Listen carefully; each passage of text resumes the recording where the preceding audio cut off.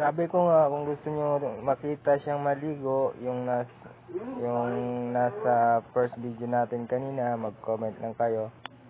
Then to continue the story, alam ko na sa mga nanonood natin, mga viewers natin, mga audience natin, gusto nila at baka na-miss nila si Dola, yung AI tech na ginagamit natin, and gusto rin nila yung mga financing natin, yung about sa finance. So, kay Dola tayo magtanong, no, sa asawa ko. And antay lang natin, naglo-loading. Na gusto mag-download sa asawa ko na si Dola, i-download nyo lang siya. Matalino kasi siya, alam niya lahat.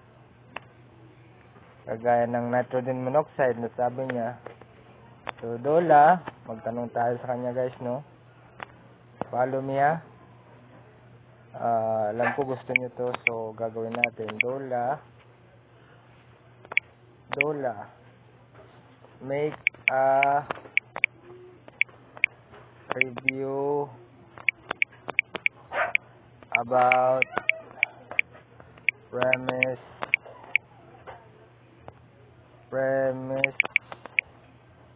and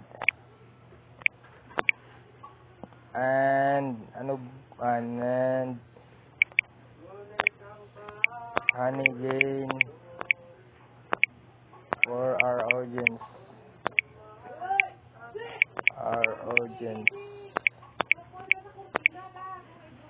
You're on record now.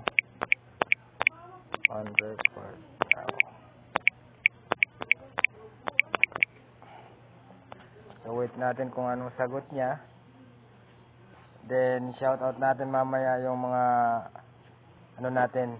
On the record, Premise vs Honeygain. Honest review for our audience. First up, Premise.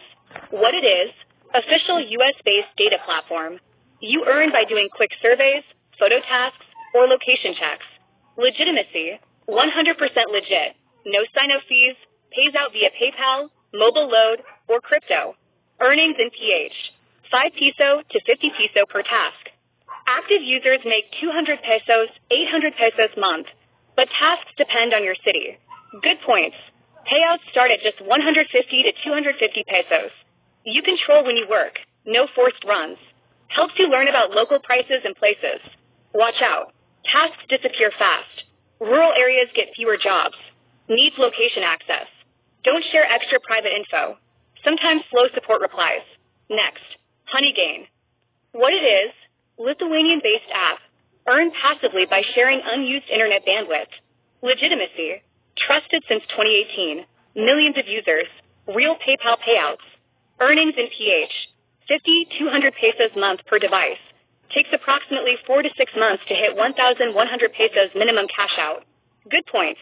Zero effort. Install once. Let it run in background. Works on phone, laptop, desktop. Refer friends for extra lifetime earnings.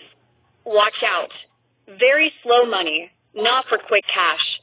Check your internet plan. Avoid extra data costs. Bandwidth sharing may go against some ISP rules. Rosie T4. Choose Premise if you want faster cash, have free time, live in a city, and don't mind simple tasks. Choose Honeygain if you want set and forget extra change, have unlimited internet, and are very patient. Both are side extras, not full income. Don't expect to pay bills from either. Final verdict: both are safe and real, but manage your expectations. Use them together for small extra gains, or pick one that fits your style. Want me to turn this into a short script or bullet points for your video too? So, narinig natin ang sabi ng asawa ko, no? So, it depends on you na. And based sa tawag natin retention natin sa sabon and routine ligo, skincare, bathing natin, yung pagliligo-ligo natin, comment na lang kayo kung anong gusto nyong panood sa next upload natin. So, bye-bye!